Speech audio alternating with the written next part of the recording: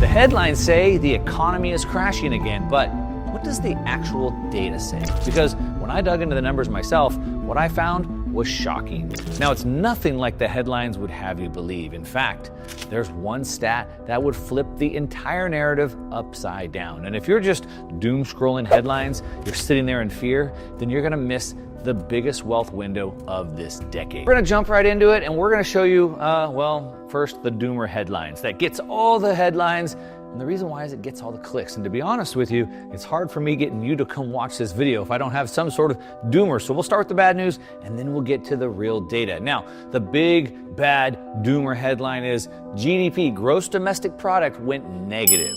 Negative. Now, this is after 11 quarters of positive growth.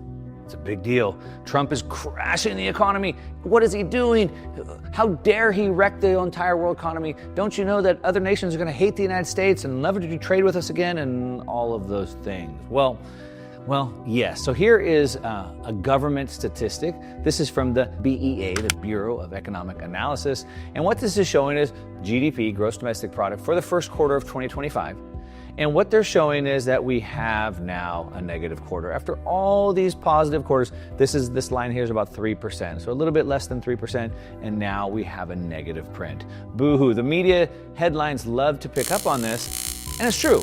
Now, if we go out a little bit further, you might remember this. By the way, I'm using negative GDP print after all these positive GDP prints, except for this one over here. Now, you might remember this one when Biden was president, and everyone starts talking about the U.S. is in a recession, and then Biden says, the Biden administration says, well, that's not a technical recession. You might remember that. Anyway, so now we have a negative GDP print. However, that's the headline. What we want to do is we want to peel back the data, what's in the GDP, so we can understand what's really going on. Is this something that we should be alarmed for, or is this something that we should think about differently? Okay, so the data. We want to go into the data. That's why I show you the charts. I show you the graphs so you can see the size, the speed, all those things. And we first of all want to understand GDP. So GDP is gross domestic product, domestic product, okay? The reason why I say that is because, first of all, GDP is all messed up. Like, if the government is taking money from you and I, from tax dollars, and spending that, should they be counted as gross domestic product? It's not really producing any product, it's just redistribution, right? It certainly shouldn't be counting Toyota trucks that were made overseas and then brought into the United States. And so the whole GDP basket is a little bit messed up. As a matter of fact, Howard Lutnick, the new Secretary of Commerce, says he wants to redo the entire GDP basket, which I think I'm welcoming. Okay, but understanding that, because it's domestic product, then we can start to understand the data. What am I talking about? Well, what we can see is that when we peel back the curtain and look at the data, what we see is that imports surged 41%. So again, from the BEA, contributions to the percent change in GDP for the first quarter. And what we can see is that we have consumer spending was positive, investment spending was big time positive. We're going to come back to that. Government spending was down. That should be good, right? Government spending was down, and exports up a little bit. But here, look at this one right here. This is a big negative, imports. The imports were a big negative to GDP. Why? Because it's supposed to be domestic product. So if we're importing from someone else, that sort of takes away from the domestic product, which is why it counts as a negative. But here's the problem. We have this 41% surge in imports, so it takes away from GDP, giving it this negative thing. But why is this a massive surge of imports? Well, because of tariffs. Because tariffs were announced, massive tariffs, maybe 100, 200% on China, and so everybody is front running. Everyone's trying to import all the goods they need right now because they don't know what the prices will be later. And so we have this, what I'm calling a sugar rush, that's all happening now. It's important to understand this is like a one-time thing. This isn't like a new trend. This isn't something that will continue. It's a one-time thing, and it's because of this unusual circumstance of, like I said, of these tariffs and not knowing what's going to be next. So what we want to do is, well, what does that mean? If it's a one-time thing that was because of this tariff, it's not an ongoing thing, well, what would happen if that wasn't there? Let's take a look at that. What we can see is that all the pain was caused by a 41% surge of imports. This is from Pete St. Ange, front-running tariffs, and this counts as negative GDP, so it counts against it. The actual GDP, if we take that out, the actual GDP soared by a blistering 4.5%. Now, I just showed you the historical GDP for the last couple of years. 4.5% is massive. It's way bigger than we've seen in the last several years. Blistering, as he calls it. But it actually gets better than that. Hold on, there's more. Because government spending dropped for the first time since 2022. I showed you that in the chart. Why is that a good thing? Well, because remember, the government spending is only spending money that it's taken from you and I. So one, it shouldn't be double counted. Number two, the government's running massive deficits. So there's about 2 trillion roughly of spending per year. That's debt. It's added to the debt. So if the government can spend less, then one, we bring the debt down, number one. But number two, it gets even better than that because consumer spending outpaced government spending by 3.2%. So private spending, consumer spending, that's the real data, not the government spending, not the fiscal spending, it's you and I. So that's why government went down, consumer spending picked up. This is also the best number since 2022. The Biden administration was hiring massive amounts of government workers, bringing the government spending numbers up to sort of goose the data, goose the numbers. So a lot of the bad numbers that we're seeing are getting back to like real data, which is why we're seeing the best numbers since 2022. Now, control for that drop in government spending and the economy grew by nearly 5%. So now you take out the one-time sugar rush, you adjust for the difference in consumer and government spending, and now we have an economy growing by nearly 5%. Sounds really good. There's more in the data. We're going to get to it. Remember, there was one stat I was going to show you. So now we're about 5%. Now, I want to just say real quickly, before we go too deep, the real data the Fed doesn't want you to see, the data showing you it's time to buy. The central banks are going to be forced into this playbook, easing the markets. Breaking data shows the Fed pivot is here. It's time to start buying. The new data tells us clearly because we can look past the headlines and look past the media and look past the hysteria and look at the data, we see something different. Okay, before I go on to tell you about this hidden bull market and what the data is really telling us is going to happen, what is the data showing us and why do I think there's a hidden bull market ready to emerge? Well, a couple of reasons. Again, back into the data. Number one, we want to look at the sales to private domestic purchasers, the consumers, the private domestic purchasers, the PCE. And what we can see here, going back to 2022, we can see that we are still above sort of normal, right? We don't have this big sugar rush that was kind of the snapback reversion to the mean here, but we're doing really well. The market's looking actually really, really strong. Nothing like you would hear on the news that the consumer's stretched thin, the economy's crumbling, all those things. So it's up 3%. We can see that PCE, we can see is up 1.79%. This is a personal consumption expenditures. We can see here the green is the consumer spending services up almost 2.4%. The red here, consumer spending goods total, a little bit low. And then consumer spending non-durable goods up 2.7%. So the spending is looking really good. Again, past the headlines, past the media-driven polls and looking at the data. What we can see is that there's kind of a difference in shifting of purchases. But we can see here there's a rise in personal savings. So on top of that, personal savings has also gone up. So the consumer's still spending, they're still buying. On top of the spending, on top of the buying holding up, we have savings going up. So that tells us something very different. That tells us that the economy is not crumbling, that the consumer is doing pretty good. Now, look, I understand there's millions of people that are not doing good.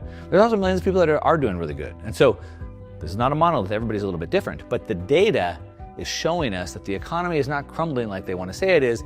However, this doesn't even break down what I really think is happening. Okay, the businesses, the business spending, the business investments are going parabolic. Consumers holding up. Businesses are going parabolic. Let me break that down. All right, what we've seen here, I talked about this on a previous video, that private investments, businesses investing into their future production, into factories and equipment, things like that, are up 22%. 22%. We are talking a massive number. This is the biggest spike since 2021. Again, from my friends over at the Bitcoin Layer, U.S. business capital spending. And so what we can see here, Q1, look how big those numbers are.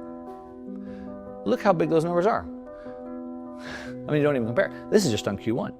Now, what does that mean for us? Well, if businesses the smart consumer, the one that's paying attention, the one that has skin in the game, if they're making this big of investments into the future, new equipment, new buildings, new manufacturing, things like that, they are expecting big things to happen, all right? There's more to that, we'll break down that, but that's big. Equipment spending is up 22.5%. Again, this is long-term thinking. This is the big businesses, they see positive economic growth in the future. The big one here, information processing equipment. Information processing, think data centers, think computers, is up 70% annualized. This is an all-time record. All-time record spending in information processing services. And I recently did a video on Trump announced $8 trillion has already been committed to be invested into the United States. $8 trillion, over 22%. Massive in new deals. We'll link to that video right here if you want, or check it out in the description down below. The $8 trillion tsunami that's about to hit, we'll call it that. And really what we're seeing is this new industrial revolution. This is just the beginning. We're $8 trillion just being invested into the country right now. But what does that mean? Where does it go? And so much more. Well, number one, we have an AI boom. And it's an onshoring boom. So, as I said, the information processing, the computers, AI is driving the CapEx, the capital expenditures. So we have this massive surge, 71% on an annualized basis, an all-time record on that. And why do you think that is? Well, because AI is taking off so fast, we have physical compute is needed, right? So in order to build all these large language models, all these LLMs, you need lots of compute, you need lots of servers, you need warehouses, you need data centers, you need lots of materials to build these things out. We can see again, let's take a look at a chart, courtesy of the Bitcoin layer, US real private fixed investment for information processing equipment. And look at this number right here, compared to some, mean right here since 2008. Now, obviously AI is something new, but since 2008, we had the iPhone and we had cloud computing, all that take off as well. This is taking off at a whole nother level like we've never even seen before. And really we're seeing this new wave of onshoring. Like I said, over $8 trillion has been announced to be built here. And a lot of that is in this information marketing. Now, if you follow my work, it shouldn't be a big surprise to you. Of course, I always talk about the quantum leap cycle that happens about every 50 years. And the one that is just starting, so this happened 6 times, 1, 2, 3, 4, 5. We're on the 6th one right now. And this is the decentralized revolution. This is the convergence of Bitcoin and AI coming together and how they work together to give us a whole nother set of building blocks to build things that we don't even know about. So if you follow my work and you understand the cycles, this AI boom shouldn't be a big surprise. It's more of a confirmation of that. Okay, and we have this new wave of onshoring, and this is, again, even for blue-collar construction workers, right? We need to build the warehouse. We need to build the data centers. It's the largest relocation of capital since World War II. I just did a video on this, talking about how after World War II, the US sort of had this wartime economy and reindustrialized. And now we're doing the same thing right now. I expect another massive era of prosperity. The reason why is because the US is becoming the global hub for this. The global hub for AI, the global hub for processing, the global hub for data processing. It's all happening right here. Okay, so that's the data with a little bit of my opinion on top of it, but the data is the data. So what we're trying to do as investors is we're trying to find the signal through all the noise. Because there's plenty of noise out there. For anyone saying one thing, you can find someone saying the other. What do they say about opinions?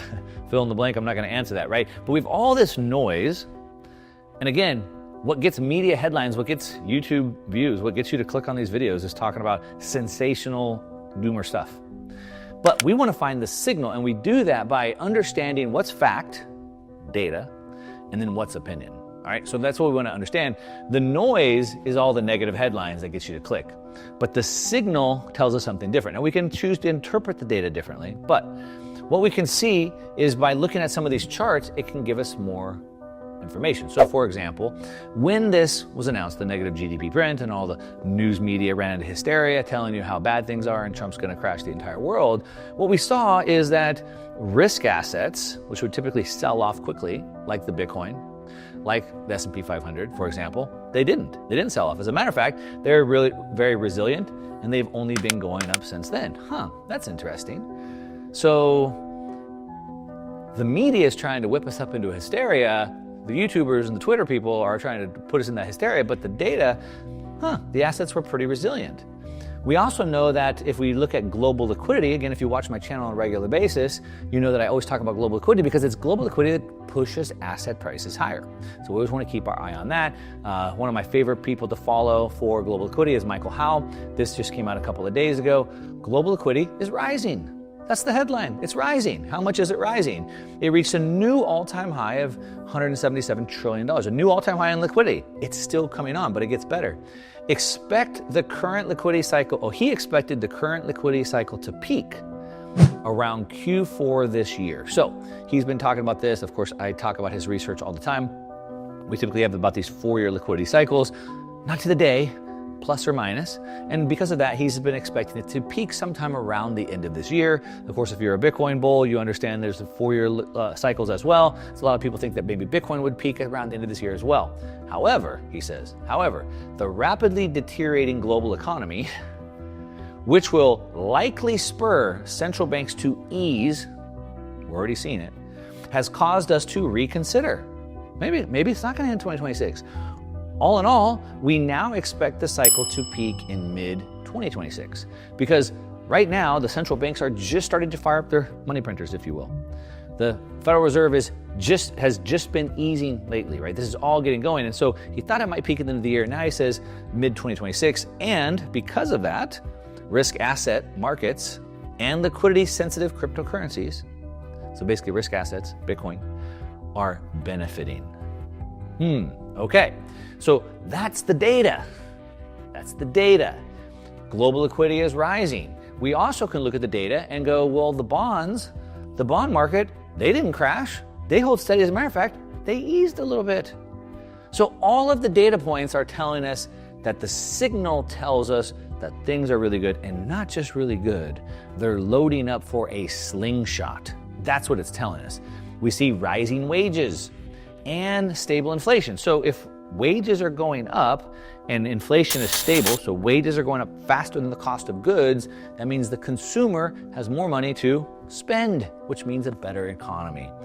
Now we can also see because of this, because of liquidity easing rising, we can also see a change in consumer credit lags by about a year. And so because liquidity has been going up, we can expect consumer credit to be going up next. And again, if the consumer gets credit, what do? They spend it on things. More cars, more vacations, more going out to eat, whatever, more clothes, etc.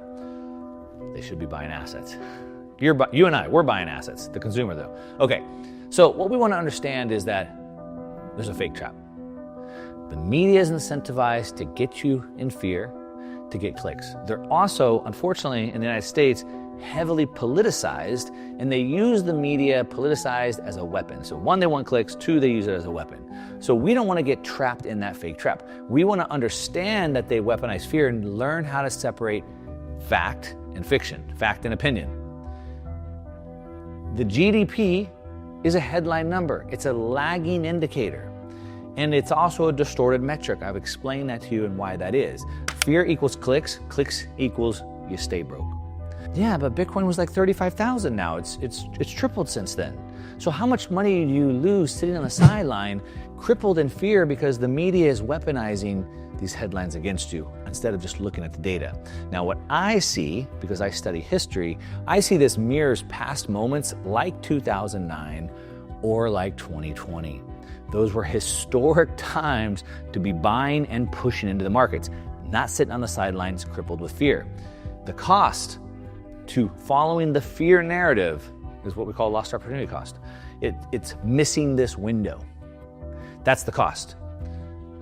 And ultimately, you'll miss generational buying opportunities. This only comes around every 50 years. The 50-year quantum wave cycle tells us this.